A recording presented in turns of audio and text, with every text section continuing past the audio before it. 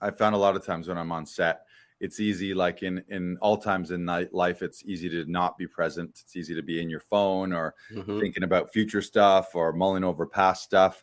And then all of a sudden you miss the actual experience. So it's nice to, if you can focus and be present and maybe leave your phone in the hotel room with the exception of wanting to take a few behind the scenes pics, but Mm-hmm. staying off social media so that while you're there, you just have the blinders on and you're just there in the moment. Because Mm-hmm. sadly, with every show, it ends. And then you're like, okay, I was just living the dream. And Yeah. now I'm back to my apartment on the Danforth in Toronto, like a Yep. chump. Laughing Vikings Live. High vibe chats with actors, comedians, and creators, plus stand up comedy, sketch comedy, and most importantly, you. That's right, join us every Monday for new episodes, and you can be a part of the show on Facebook Live, YouTube Live, and Twitch. Ask questions and interact in the comments. And make sure to share this with your actor, comedian, and creator friends so they can be a part of the show too. Can't make a live show? No problem. You can catch up on your favorite podcast platform and visit laughingvikings.com to find out how you can join the cast and crew. All right, it's time for today's show. Buckle up and make sure you stick around to the end because we have a special surprise for you. All right, ladies and gentlemen, it is Laughing Vikings Live.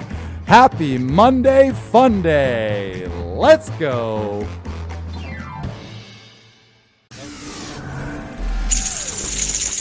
Welcome to episode 100.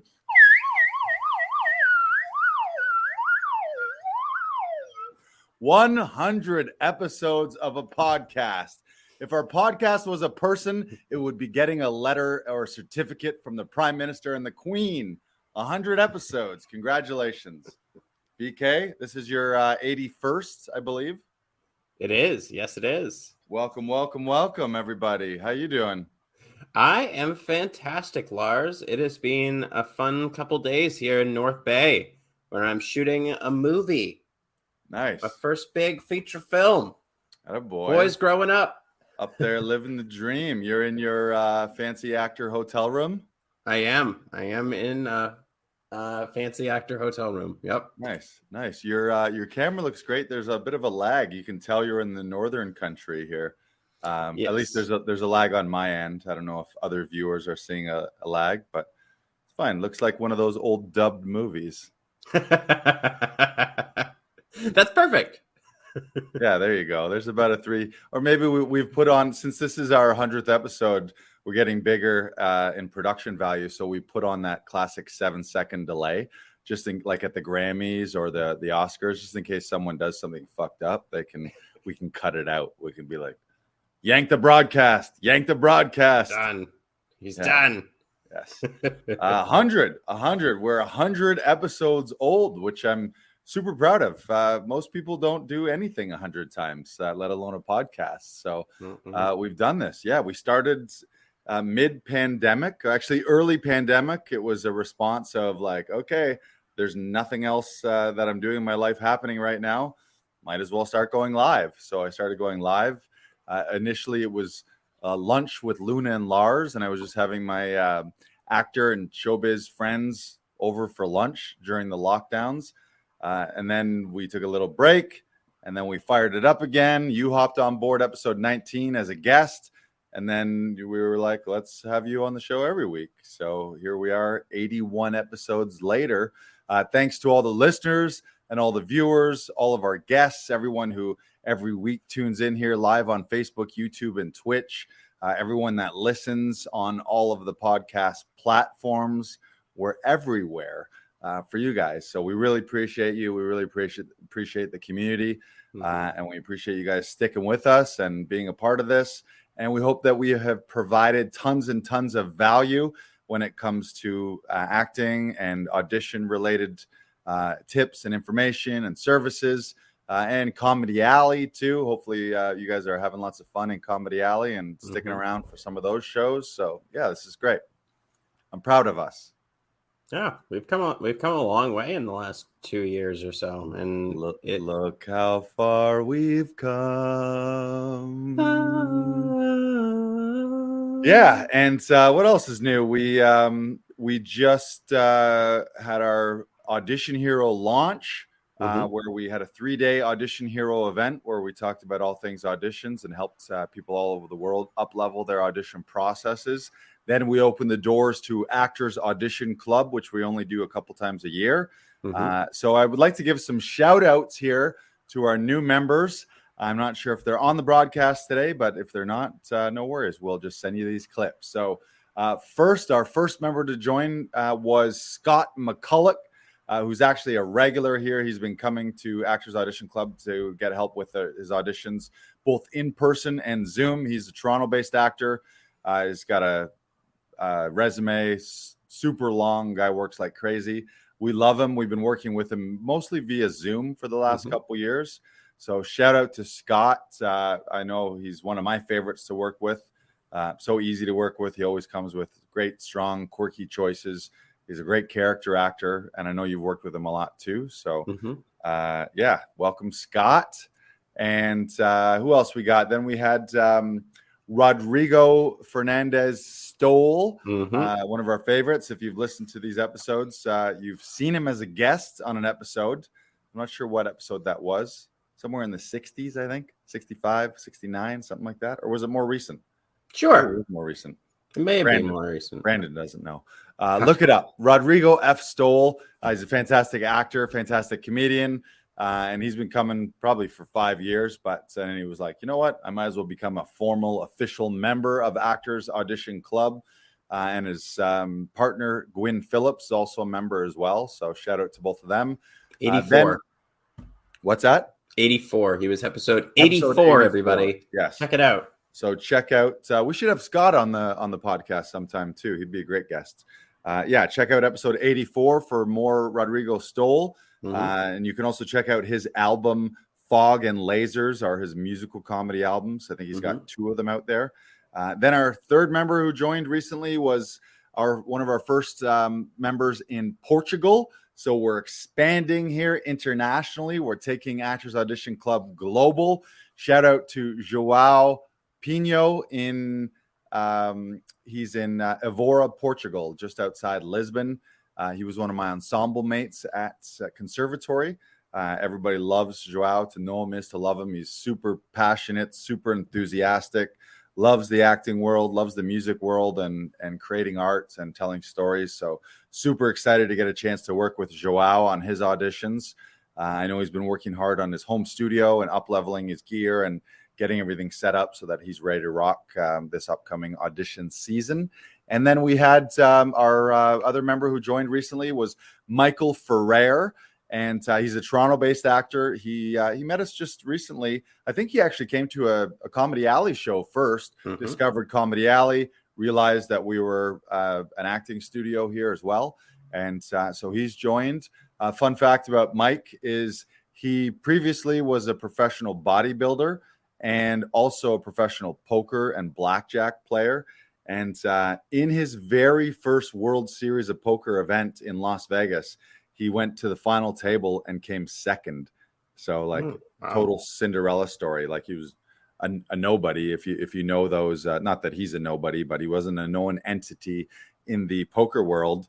And then all of a sudden found himself head to head in the final. And I think he said he won at the time, $400,000 or something ridiculous like that back in the day. Damn. Yeah, I think he's also told me that he's burned through all of that money quite quickly. He was living the dream and living large on his poker money. And now he's building his acting career. So he's been in here probably every week recording his auditions. I know he was recently on hold for one. He was actually on hold for one where he was playing a blackjack dealer. So he was able to use his professional skills. I haven't heard if the hold has been turned into a booking yet, but welcome to Michael. So welcome to Scott, Rodrigo, João, Michael. For those of you who missed Audition Hero, do not fret. The replays are available. So you can actually enroll in Audition Hero. It's a comprehensive 3-day workshop, very transformational. So go to laughingvikings.com/audition hero, and you can still register, get access to all the replays. You can do all the homework that we assigned. And then you can also, you got the link there? You pop the link up, yeah? Brandon's slow on the link today. He's up in the north, so everything's slower up there. Is it cold? Are you cold up there? I'm very cold. I'm always cold. Yeah, so check out laughingvikings.com/audition hero. Brandon's working on the banner, or we don't have banners today. We have a banner. 1 second. There it is. Yeah, so you can register for that Audition Hero. If you missed the live, all the replays are there. So you're not getting it live, but you'll get all the info. And then for those of you who are like, oh my God, I missed the enrollment for Actors Audition Club. I wanted to get in this time. What happened? Well, you'll join next time, but you can hop on the wait list. And what that'll mean is you'll be first to be notified when we do open the doors next. So go to laughingvikings.com/join. You got a banner for that one too? It's somewhere around here.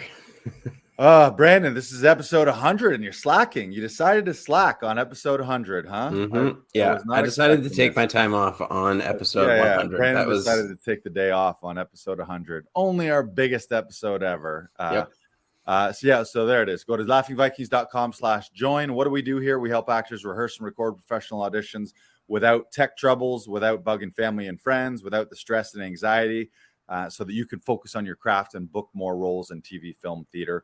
So hit up laughingvikings.com/join. Now for episode 100, what would we want to do? We wanted to share some memories. I think you pulled up some old archived clips. I did. Yes. Do you want to roll a clip? Yeah, let's roll a clip. So this is from episode, I believe, 80, and it is Lars talking about the transformative experience he's had at the Tom Todoroff Conservatory. So, Lars, you want to say the magic words? Roll the clip.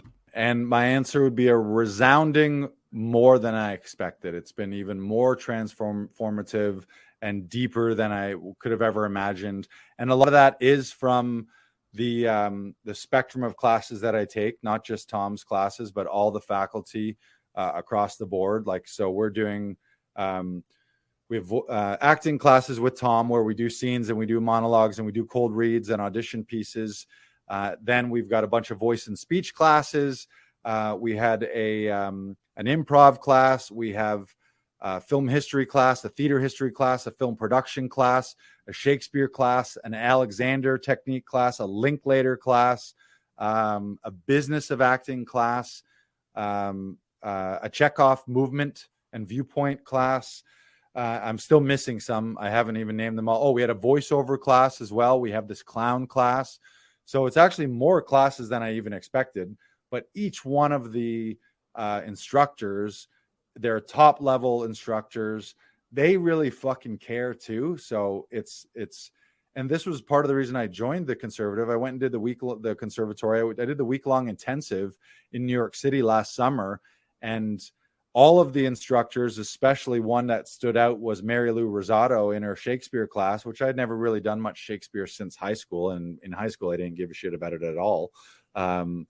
But just seeing her passion and enthusiasm, and you see her going over the words, and she's just like, ooh, look at here and there. And oh, she's saying them with such passion where it's what's the word? Like, it's contagious. When you see someone that type of passion, you get swept up in it, and then you're like, oh my God, this is amazing. This woman loves it so much. And then all of a sudden by the end of the class, you're like, wow, that was really deep and transformative. So across the board, so many epiphany moments.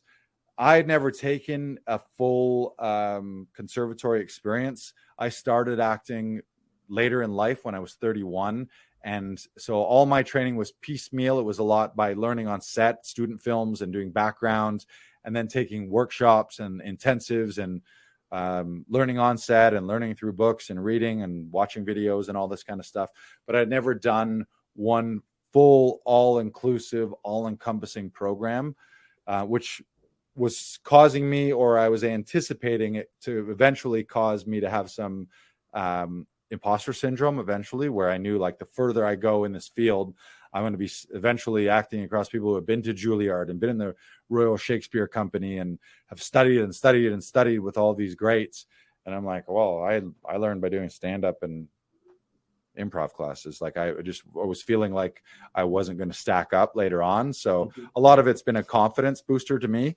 And just going deeper. I think anything you care, if there's something that you care about, this is my advice to everyone, no matter what it is, whether it's acting or not, just go deeper, peel another layer off the onion, go deeper, go deeper. If you take someone's introductory class and you like it and you like them as an instructor, be like, I like that. And I was just getting the intro, like the get a taste teaser class.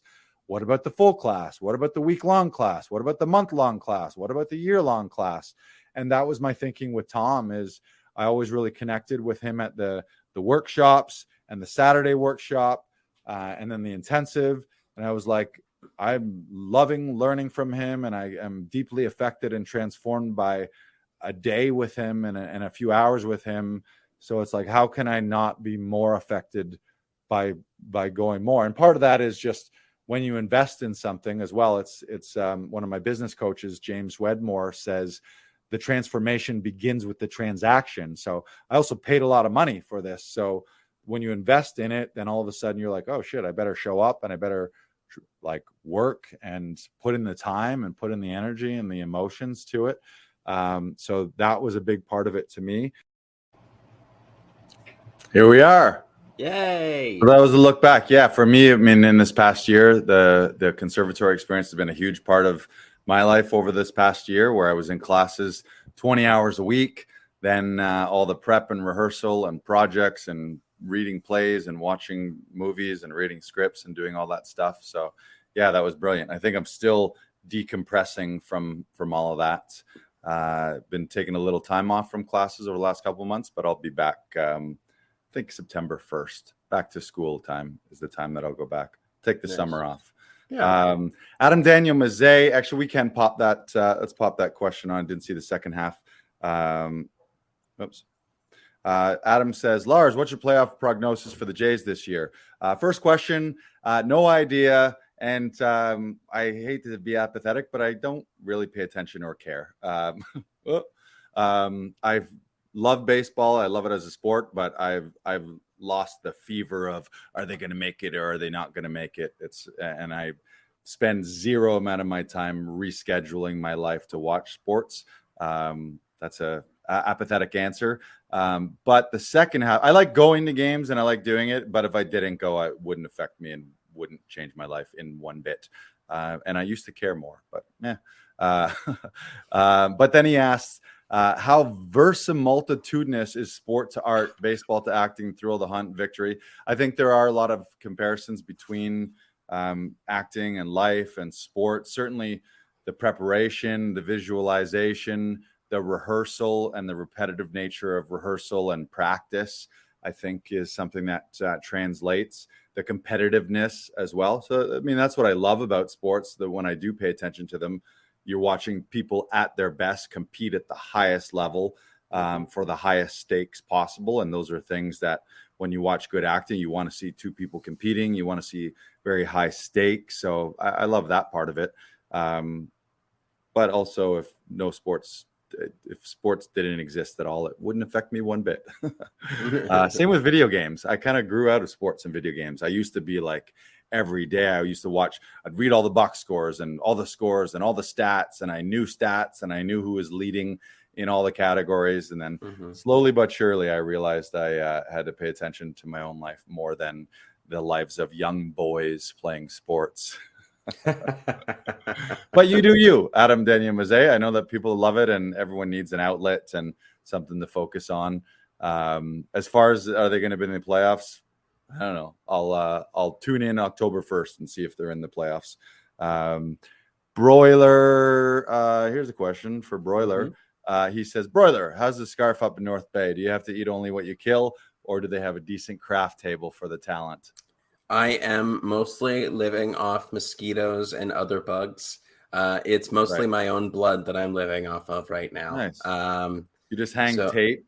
You hang strips of duct tape and masking tape outside your hotel room. Lick the bugs off of the tape. Yeah. Living up north. Yeah. He's hunting squirrels. It's not very successful. There's a lot of crows around, so I'm trying to train those. I want Brandon's murder posse. I think that would be epic. I like it. Yeah, I like it. Yeah, I'll just show up with murder. a giant murder. Yeah, it'd be great. And then they'll kill for me. Right. Smart, so I may be up here another week, Lars, just to get the semantics of Brandon's murder army going. But yeah. Congratulations. Yeah, it's going really well. Let's talk about your experience on set up there for a little bit. Oh, it's been absolutely incredible. Everyone here is so friendly, so fun. I got to see some of the fight scenes. Someone had filmed some of them on their phone, and I watched a couple of those. And this movie is going to be so epic, and I'm very, very excited to see it. I wish I was up here more to see more of the filming process. But like absolutely incredible people, absolutely such a fun time, and I'm enjoying every second of it. Nice. Yeah. Yes. Yeah, you gotta enjoy it. I found a lot of times when I'm on set, it's easy, like in all times in life, it's easy to not be present. It's easy to be in your phone or thinking about future stuff or mulling over past stuff, and then all of a sudden you miss the actual experience. So it's nice to, if you can focus and be present, and maybe leave your phone in the hotel room, with the exception of wanting to take a few behind the scenes pics, but staying off social media so that while you're there, you just have the blinders on and you're just there in the moment. Because sadly, with every show, it ends. And then you're like, okay, I was just living the dream. And now I'm back to my apartment on the Danforth in Toronto, like a chump, you know? Yeah, it's gonna be sad to see it go. Tonight and I guess tomorrow morning are my last day, or tonight is my last day. So it's a bittersweet night where I'm gonna have to say goodbye. But until the red carpet, the red carpet or the sequel, who knows? Until the screening. Yeah, exactly. Both of those things, sequels. And then you get your spin-off as well. Yeah, that'd be great. And then the spin-off to the spin-off, and then the animated series, right? Yeah. They got it all locked and loaded. That's great. Well, congratulations. I know that you're missed around here with some of your regulars, but I've been filling in your shoes here for a little bit. Thank you so much for doing that, Lars. I really appreciate it. Just being so flexible and letting me get away. And like, thank you so much for being so helpful with that. I really appreciate it. Thank you so much. Imagine being an actor like yourself running auditions, and which is an amazing side hustle and a perfectly aligned job for you to have that ability to instead of working in a regular Joe job, you're working in the industry and getting to practice your craft. But imagine if then you book something and I'm like, no, you have to help other people with their auditions. It's like, what we're all doing this for is to get on set. So and fun fact, actually, I'll be letting the cats out of the bag a little later this week, but we are going to be bringing on some more session directors. So if you're an actor out there who has professional experience shooting self-tapes and helping others, maybe you've got directing experience, you've got the tech side down where you're you know how to edit, so you have a laptop, you're super reliable, impeccably on time, never late, you never miss things, you always show up, you got a fantastic positive attitude, you like helping others and you like putting others first and really treating other people's auditions like their own, then you might be the right fit. I'm going to actually be posting the full job description and the qualifications that we're looking for. But as we're growing here, we're going to be bringing more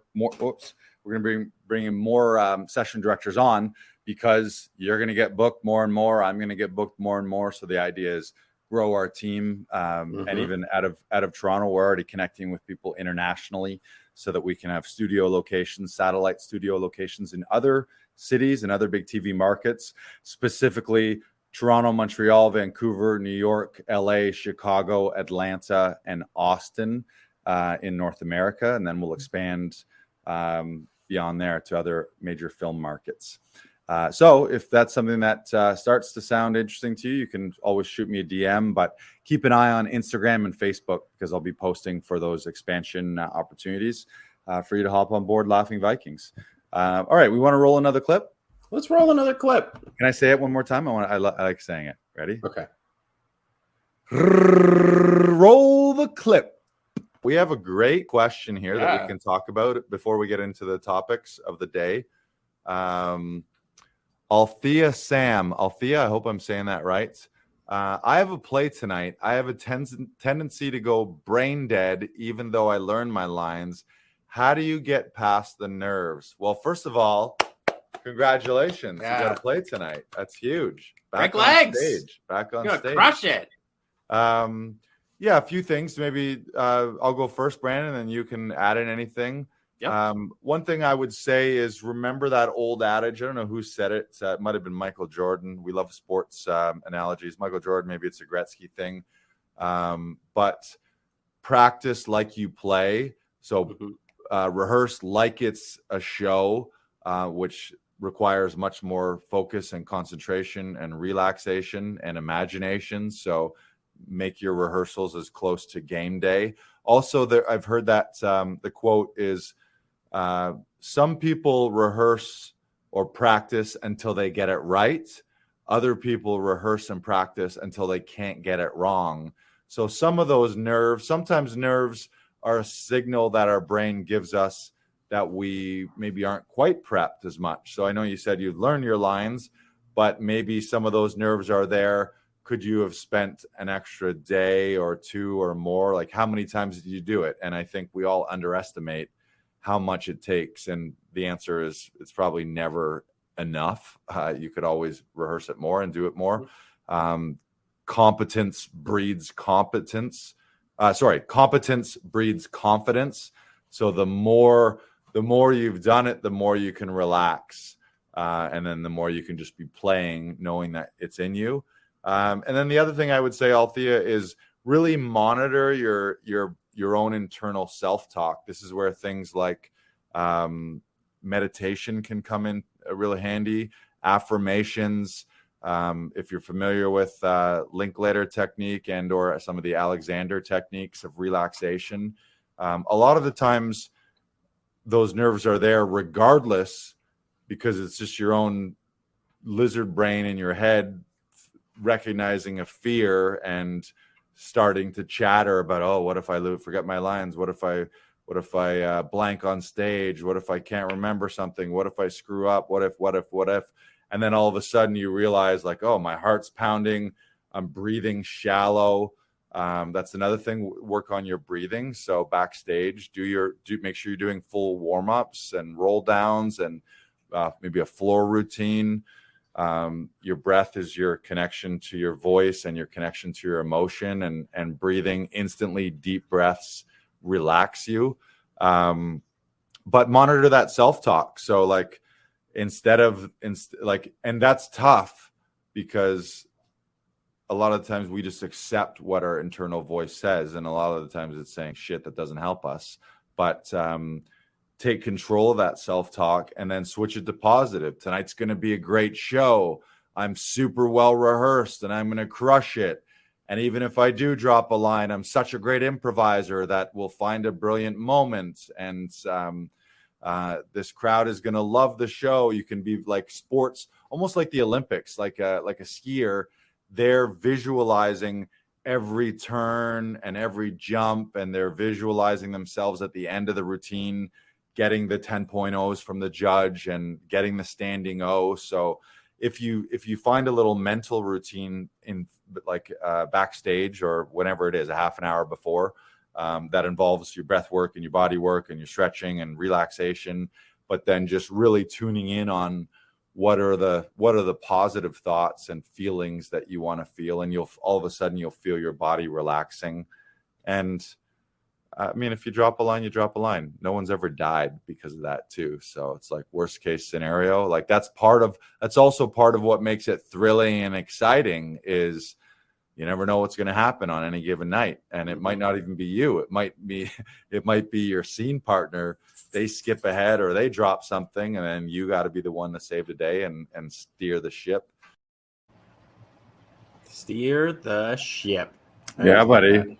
Yeah, I like that one. That's because that's something that people struggle with across the board, whether it's just public speaking or performance or sports, is that backstage stage fright, nerves.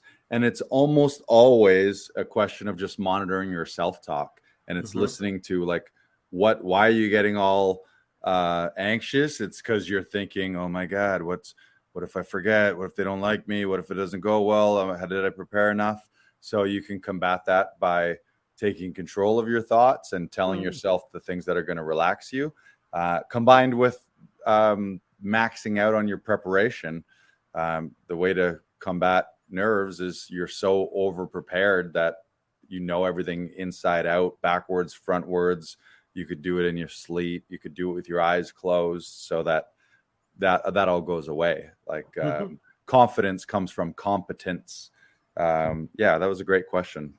We got another clip. We do have another clip. Do you want to see clip 1 or 2? I want to see clip 2.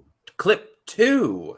Well, that, Lars, is talking about clickers and practice. It goes very much into dealing with nerves. So that's great. Good one. So say the magic words, Lars.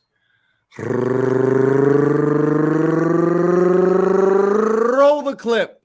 Talk a little bit about preparation and rehearsal. I'm in New York here, finishing the last few weeks of conservatory with Todorow's conservatory, Tom Todorow's conservatory, which has been an amazing, transformative experience since September. And this Friday is our last class. Friday night, we have a 1-minute monologue showcase where all of us are putting up 1 minute of a monologue. So coming down the wire here, we've been encouraged and reminded to be making sure that we're rehearsing the crap out of it and fleshing everything out that we could possibly get out of that 1 minute. And so I went and got this. I had one of these back in Toronto and then I lost it, but this is one of them little clickers like that you see a bouncer have, keeping track of people in and out. And what we're suggested to do is at a minimum, rehearse your scene and or a monologue 250 times, which I would think the percentage of people that do that is so rare. But when you do the things that are rare, you end up being in that rare class of people who are having all of their dreams come true. And there's been times it's not the easiest thing. It takes a lot of discipline. It takes a lot of focus and attention. It takes some scheduling and planning.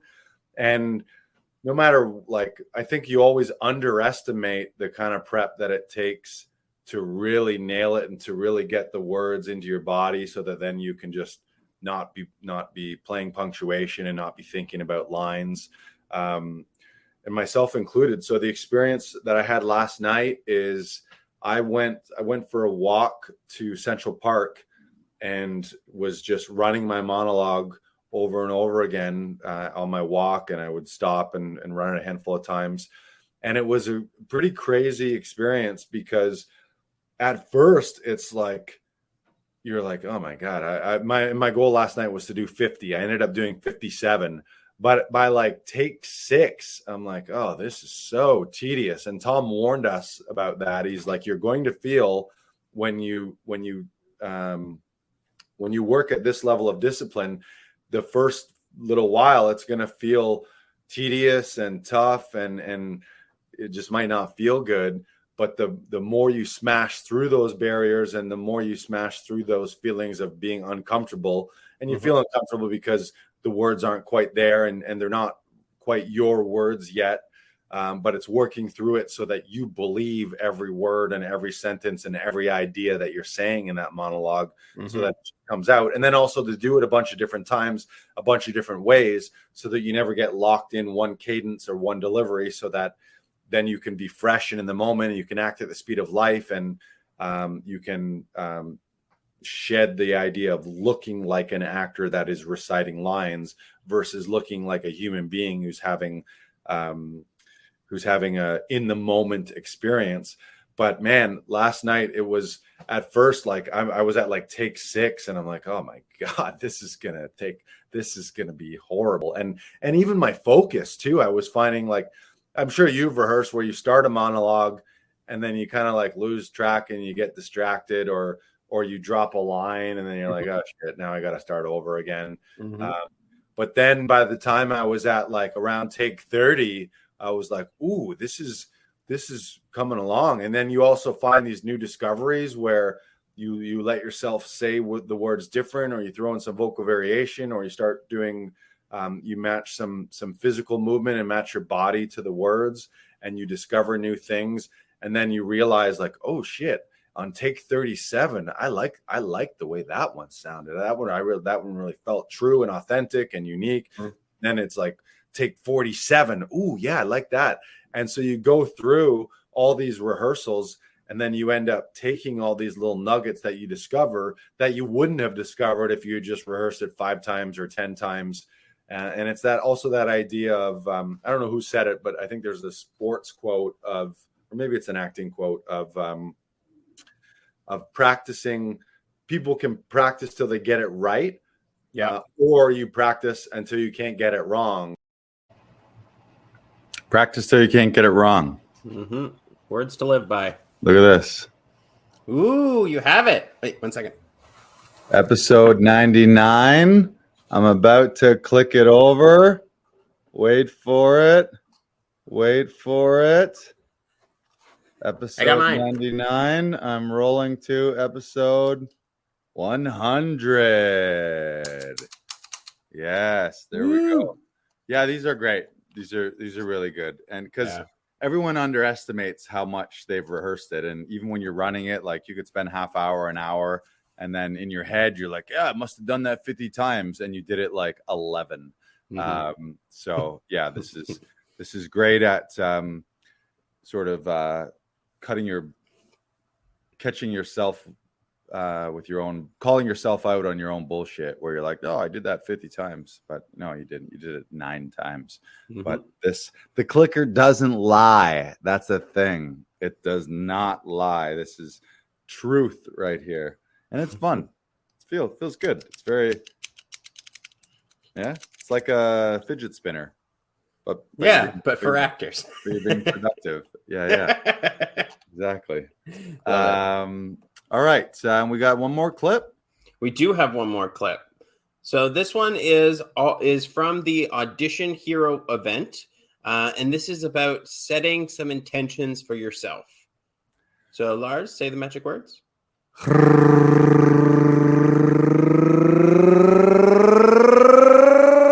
Roll the clip. What is your intention today? Is it something specific you want to learn? Is it something more that you want to become? Is there an answer to a specific question that you hope to gain by the end of this? But set an intention. And that's important to do everything, to set an intention every time you're entering a new situation. You enter a room, why you walk into that room. If you're on stage in a play, or if you're on set in a movie, why are you walking out onto stage? Why are you entering the scene? What's your purpose? What's your intention? What's your objective in the scene? Too often, I think we just kind of bounce around and we move around wherever the wind blows us. But you need to have intentions in life, and you need to have goals in life. And you'll find that when you start setting intentions, all of a sudden your time is better spent, and the outcome that you have from meetings or anything that you're going into is going to be stronger because you actually walked into it with purpose. You heard it there first. Yeah, set intentions. I love that. A lot of my mentors are really big on that. Every meeting, every day, every new thing, every time you shift from doing one thing to another, to just set some intentions and just set a game plan. Versus what a lot of us do is we just kind of float along, and we feel how we feel, and we think how we think, and we do what we do. And then at the end of the day, you're like, what did I even do today? So set those intentions, be intentional, which also is very, very applicable to acting. If you're general and wishy-washy as an actor, then nobody knows what you want or what you're attempting to get in your scene. What are you fighting for? versus actors who are super specific, super intentional. They know their relationship. They know what they're fighting for. All their movements are very intentional and specific as well. So, and especially when you're on set and you're not filming in consecutive order, you have to be very clear about your intentions going into the scenes, so that because maybe you'll shoot part A at 4 days from now, and then you'll shoot part B 6 days from now, and you're not going to be in the same emotional place that you were for scene A. But you need to find that through line, so that even if 6 days have passed and you're in a different place emotionally, mentally, you can still pick it up right where you left off for scene B, so that there is a through line, because there's a through line for the entire movie, right? And you have to make sure that you are there and you know what you're doing, so that you don't have those wishy-washy feelings and you're like, oh, well, because then it's just a collection of good scenes and it's not a great overall arc, right? Right. Yeah, a lot of people don't realize that. It's in the general public that it's very rare that a TV show or movie is filmed in chronological order as you see it. Often sometimes you're shooting the very end scene, like the climax that day, and that could be, or like the first day you're shooting the end of the movie first thing, which is a lot of pressure for people. But if you don't know that going into it and you haven't decided that, then you could potentially blow the whole movie, because if you weren't on your game day one for that big climactic scene, then you shoot everything else, and then you're like, oh, well, we never really got to the place that it needed to be in the end, versus knowing exactly where you need to be and what levels you need to hit. So yeah, that's great. Be more intentional is the lesson for today. And we wanted to speak on intentions here moving forward. This is a milestone episode for us. So what are our intentions for the next 100 episodes? One of the things we'll bounce back and forth here, Brandon, but one of the things I want to go back to in the next 100 is having even more guests on. We've featured a ton of actors and comedians, agents, filmmakers, casting people, stunt people, but we just want to bring in more professionals so that you're not only learning from Brandon and myself, that you're also learning from other industry professionals and getting their expertise and their takes on things. It's also really fun for us too. It's like we could talk all day, as we do, but it's nice to just pick other people's brains as well and make new connections. So that's one of the things, whether you're a passive viewer with us or you're a member of Actors Audition Club, expect that you're going to be introduced to a lot more industry professionals, not only Toronto based, but people who are international. And we're going to keep grabbing higher and higher and higher people up the totem pole in the industry too, so that you'll start seeing some big names and be like, holy shit, I saw that person on Laughing Vikings Live. So that's one of them. What about you, Brandon? I would like to create and learn about overlays. And so that way, when we're doing our lives, they're a lot more elaborate, and I'm able to go from one piece to another. And maybe it's not just banners that we have at the bottom anymore, that it's things that encompass the entire screen that make it more visually appealing. Yes. Yeah. Always upping the production value. That's a big thing. That's any project that I've ever been a part of. I've never been like so militant that you can't have a tech issue, you can't have some sound issue or a lag or something go wrong. But the overall idea should get better and better and higher quality. And if you don't hold yourself to those standards, then that just means sooner or later, naturally, order moves back to chaos. And if you're not checking yourself with those checks and balances and holding high standards, we would just get shittier and shittier until this is the worst podcast ever. And we don't want to do that, do we? No. So that's going to be great. The other thing I want to do too is have more fun on the episodes. That's something I don't want to use the word struggle, but something I often think about is I'm one way when I'm doing stand-up, and when I'm teaching and coaching and doing this, I'm often more serious for some reason in my head. I don't know if this is from teachers I've had in my past, or maybe it's from my dad or something. I've often conflated teaching and education with this has to be like let's get down to business and let's be serious about it.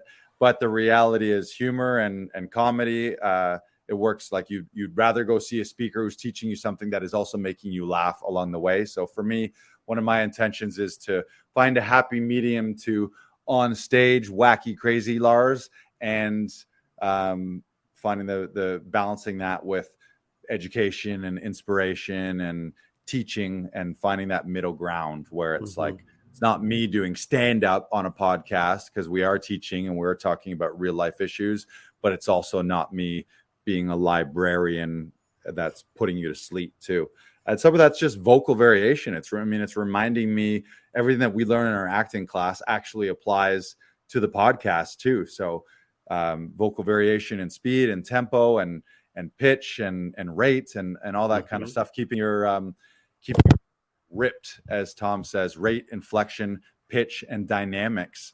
And I've noticed that sometimes that I have a deep voice, and if you remain in deep voice and you only play deep notes, that becomes sad and depressing.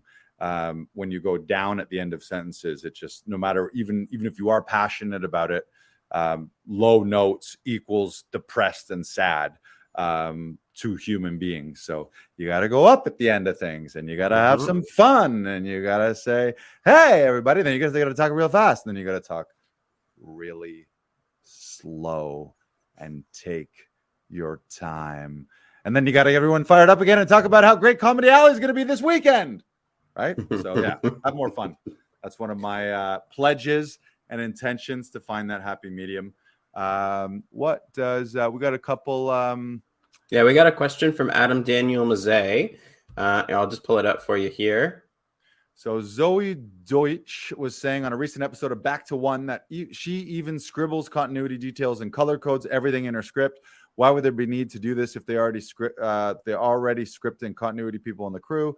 Shows your level of seriousness, how on point you are, how much thinking you've done on the scene, how aware you are, where you were in the middle of shooting that scene before it got interrupted and continued. Oftentimes, I don't know if that was continued. Was that it?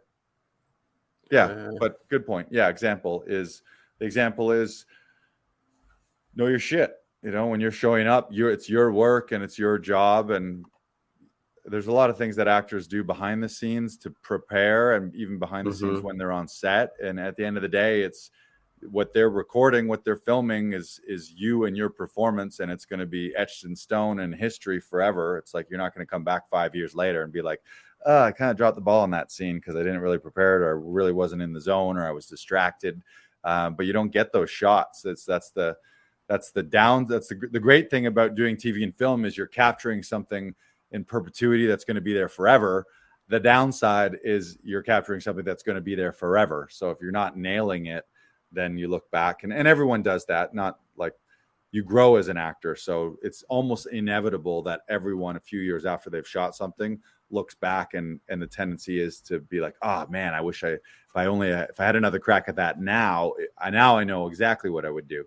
But we don't have that ability, unfortunately. So, but that would, I guess that's what remakes are for, right?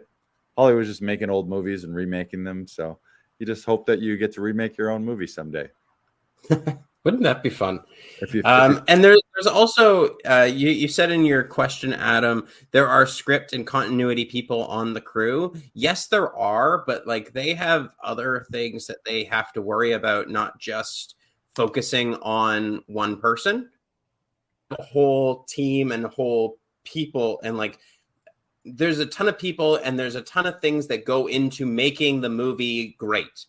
And the more an actor can do for themselves to make sure that no one else is worrying about them, the better off that the performer is going to be, because they don't have to worry about anything else. And if someone does come up to you and saying, hey, just so you know, you do need to turn slightly to the left or something like that so that we can have that shot from another previous scene, then that's great. That's what they're there to do. But if you already know that and you're already planning to do that anyway, then they don't have to worry about that, right? And that's one less thing that they have to do for you. So you want to take as much of the responsibility off someone else and put it on yourself. because then you're a very well-rounded performer. Yeah, and then you're a problem solver and you're not creating problems. I mean, the continuity person is there to catch problems and then correct them before picture is wrapped. And then they're like, oh, fuck, we can't even use this scene because the mug was supposed to be in his right hand instead of his left hand. Or we actually never even got the proper line. And now what he said doesn't make sense based on the previous scene or the following scene. Yep. So you're right. It's about being responsible as an actor, and that example of Zoe there. That's her taking it one step further, where she's like she wants to champion her own work and make her work outstanding, not just cover the bases and make sure she doesn't fuck up. That's the continuity person's job. Yeah. All right. Any other intentions? I want to eliminate ums. I want to eliminate as many ums as humanly possible. Me too. I do it way too much. Like so do I. And like I lose my train of thought and I stop thinking, and that's unacceptable, especially if we're doing this live every week. So I want to focus on that and make sure that what we're talking about and what I'm saying is as clear as possible. So let's institute some kind of penalty system, or maybe we hook up some electrodes to the podcast. Yes, electrodes. So that anytime we give an or an or hesitate, oh fuck, yeah, we'll learn in a hurry in that case. Yeah. Love it. Yeah, I've noticed that too. It's like, again, it's just working on your voice and your speech and your presentation. And I've listened back to some of these episodes, and I'm like putting myself to sleep, or I'm like, even right now saying I say like a lot too. That's one of mine is like and sort of eliminating that crap. It's just garbage. And then part of it too is if you were to use AI to automate this and translate it, like, you know how they transcribe it. If you're speaking cleanly, it's an easy job for a computer to transcribe it. If you're not, and you're stumbling and bumbling and you're saying likes and sort ofs and kind ofs and then it just looks like garbage when you transcribe it. So it's almost impossible to, or when you post it on Instagram or TikTok and you want to do the captions, it's like a computer can't even figure out. So if the smartest computer in the world can't figure out what the fuck you're saying, how are people going to figure out what you're saying? So it's just being more intentional with our messaging, more intentional with our communication, so that we're driving our points home, so that we're educating and inspiring you and helping you guys have fun, the listeners and viewers at home. So know that we are ever improving. You want to always be improving. You want to be always growing and up leveling and taking stock of where you are, scoring yourself where you are now realistically, and also deciding, okay, what's on my list to get better? That's a mark of a champion. You're either growing or you're dying. You're never staying still. You're either getting better or you're getting worse. So it's just focusing on that in all areas of your life so that you get better and better with every day. Exactly. Because we want episode 200 to blow the, like, who knows where we're going to be. Episode 200, there might be holograms and animations and all kinds of music and special effects and explosions all over the place. Yeah. And you'd be like, holy shit, I remember episode 100. It was a sack of shit compared to episode 200. Remember episode 100? Oh, garbage. Now they're nailing it. Yes. Yeah. Muppets and puppets and sound effects and all kinds of stuff. Explosions, blood, fight Muppets scenes. And puppets. There you podcast has fight scenes in it now. It was amazing. Yeah. So we want to thank all of our listeners, all of our viewers, episode 100, all of our guests as well. And if you're just new joining us, go back into the archives. You can go to laughingvikings.com or any of the streaming platforms that have podcasts, and you can go through, maybe start back at the beginning if you're a real trooper, or just pick and choose your favorite topics. Maybe you're a Shakespeare lover. You want to hear the episodes that we did on Shakespeare. Maybe you want to learn about rehearsals, so you go to those. Maybe you want to learn about how to, I just said, I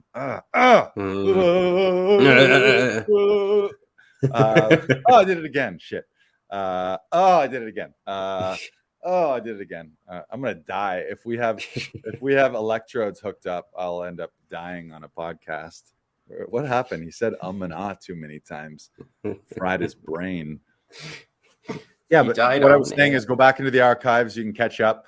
Once again, welcome to our new members, Scott McCulloch, Rodrigo Fernandez Stoll, Joao Pino, and Michael Ferrer. Thank you for hopping on board here. It's going to be a great year for us and for you.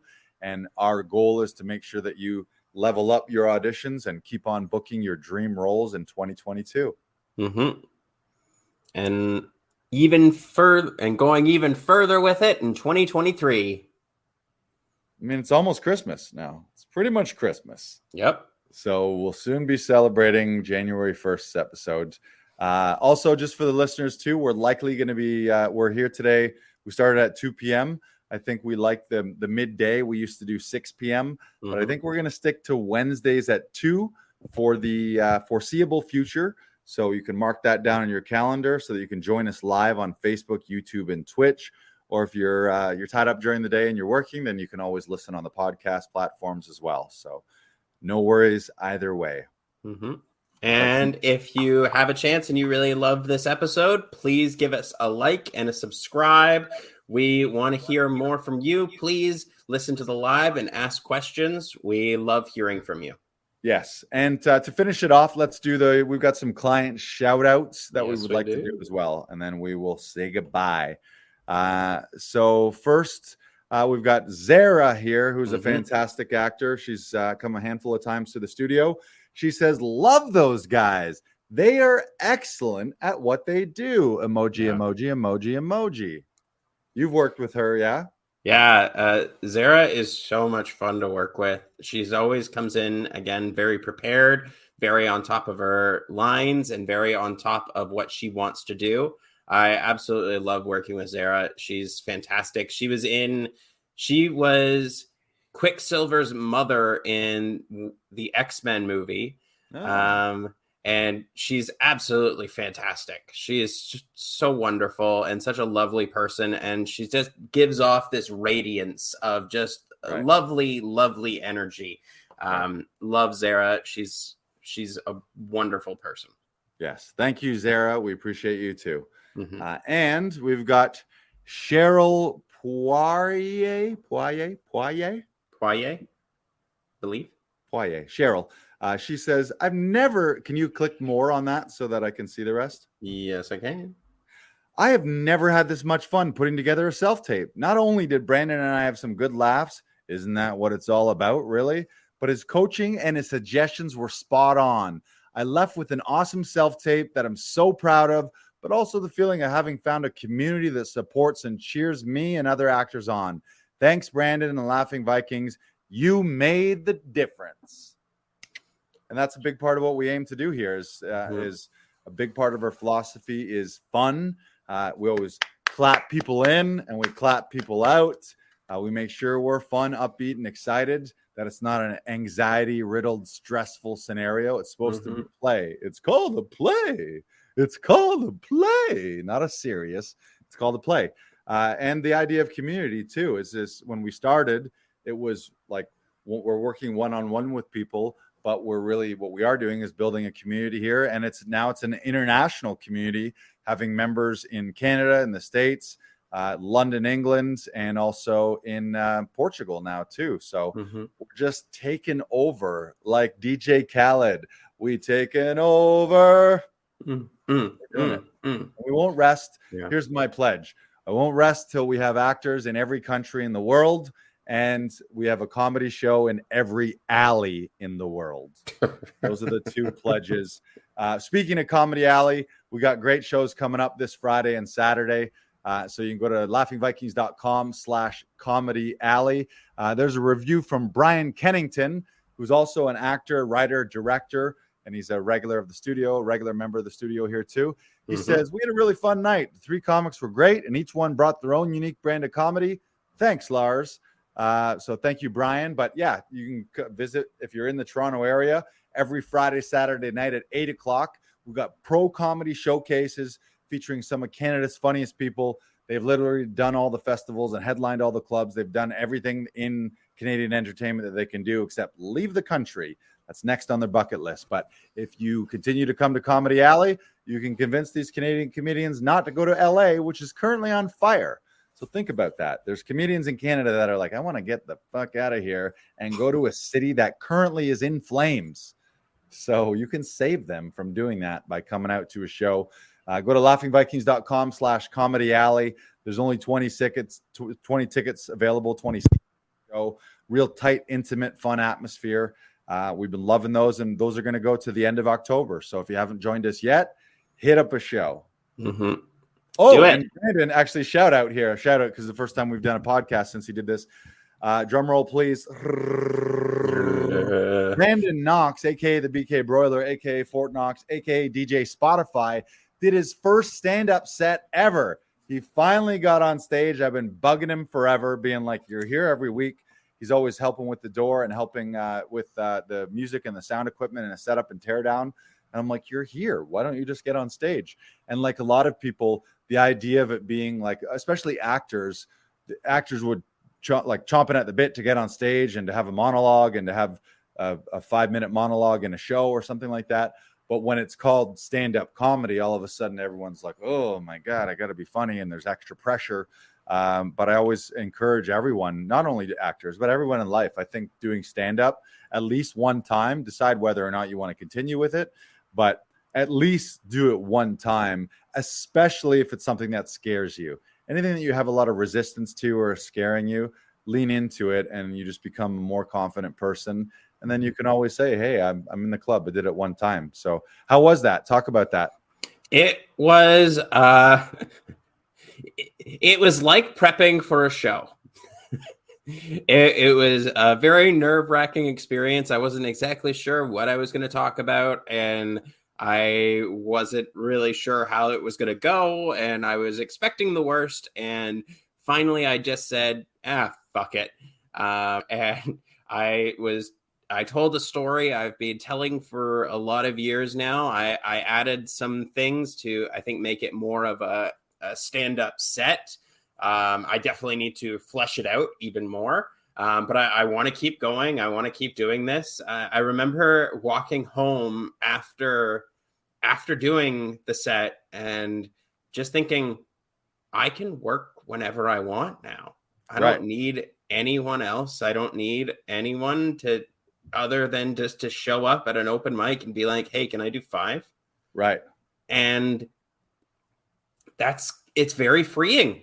It's a very freeing feeling. And I wasn't expecting it to be that.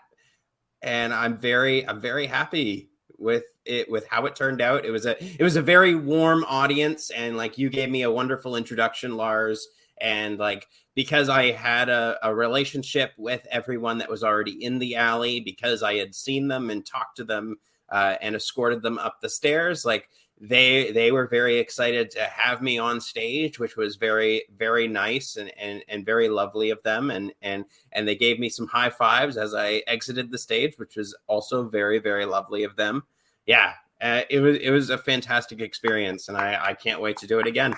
Congrats. Yeah, we'll have to have a newbie night, because one of my favorite things is when I'm on a show when someone gets to do it for the first time. So to tips for newcomers, what I've always heard and been told is talk about what you know, talk about your real opinions, telling real stories and real things that have happened to you that's the easiest barrier, or that's the least barrier for entry, rather than having to think like, oh, what's a funny concept or what's a funny bit, where you're like making up these contrived things in an attempt to make things funny, instead of like, what's real life funny things that happen to you, or what's a real life take you have on something, or what's an actual story that has happened to you. And the thing that you said I loved was, that's a big reason I started stand-up, is because the barrier for entry for stand-up is nothing required. To do sketch and improv, you need a troupe. To be in a theater group, you need a space and a stage manager and a director and props and wardrobe and a set and all that. But stand up, you don't even really need a microphone. Ideally, you have a microphone, and ideally you have a stage and lights and a proper setup, but you just need to show up as you. That's the reason I started. I always knew when I started stand-up, my aim was to get into TV, film, and theater, but it was like, I can also start performing and get on stage and start becoming a performance entity by myself as a stand-up comedian. So I recommend it to everyone. So if you're listening to this episode right now, this is my pledge on or my wish on episode 100. If any of this stand-up stuff is resonating with you and you're like, I've always thought about it, just do it. Get over the fear of it, because and I guarantee what people are doing, you're making your first time bigger than it needs to be. You're thinking that there's some consequence or this has got to go well to prove something. It can go awful, can go amazing. Neither one of them matters, because you're doing a first set in probably an open mic for 5 minutes. It has zero consequences. Zero. If you're committed to be like, this is something I think I'm interested in, or maybe you're not even interested in, maybe you only want to do it one time. But if you think you want to do it more, just know you're probably going to be the shittiest at this the first time, and you want to do it 100 times or 1,000 or 10,000 times more. When's the best time to get started? Yesterday. So start tomorrow or today. That's my encouragement to people. And if you want to do it for the first time at Comedy Alley, we typically just have booked professionals. But if you shoot us a message and you're interested in doing first time, maybe we'll be able to wiggle you onto a pro show here in Comedy Alley. But just take the leap, get over yourself, get over the fear. There's zero consequences. If people don't laugh, you don't die. It's not an episode of Saw where, which that would be good. That would be a good episode of Saw where the comedians get on stage, and if the laugh meter doesn't get up here, like every joke, like they lose on a finger or an arm or a leg until they're just a head and a torso telling jokes on stage. That's a good sketch, actually. Yeah, that is a good sketch. But nothing happens. Like, everyone trumps it up like, oh my God, this is, I don't know, am I ready? Am I ready? It's like, just go on stage and do it to say you did it, and then know that you're going to get better and better afterwards. And that's the same with everything new. Just realize, like, do your best to prepare and have positive expectations. You mentioned I thought it was going to go terrible, or I had low expectations. I think having good expectations is important, and preparing and making, like, you want to go into everything attempting to be your best, but also realize it's like there's literally no consequences to it. It's meaningless. It's meaningless. But it's fun. That's the meaning of it. And rather than think, if you're stressed about it, it's because you're putting all the attention and focus on yourself. You're letting your ego do that, and you're making it all, you're making you matter more than you do in that scenario. And what I mean by that is it's about the audience. So you should be going in thinking like, I want to bring joy and laughs to the audience and have a good time with an audience, not, oh my God, is this going to go good? Are they going to like me? Am I going to be funny? What if I don't nail it? What if I forget my words? It's like, you're not focused on the wrong thing. The focus should be outwards. The focus should be on expressing yourself to an audience, not looking at yourself in a mirror. So those are my quickie stand-up tips. Real quick, Adam Daniel Mazzei, before we close off, he says, my intention, I want to completely eliminate extraneous performance breaths, actory breaths, things you never see during TV series, but actors do them all the time in auditions. I want to slay those. Yeah, what he's talking about, there's a lot of huffs and puffs. Even laughs, like fake laughs, where it's like not a true laugh. It's just something fake. Yeah. Adam. All right, we ran a little long today, but it's our 100th episode, and we do what we want. It's our party. We can go long if we want to. There we go. Thank you guys for listening. Tune in for episode 101 and beyond.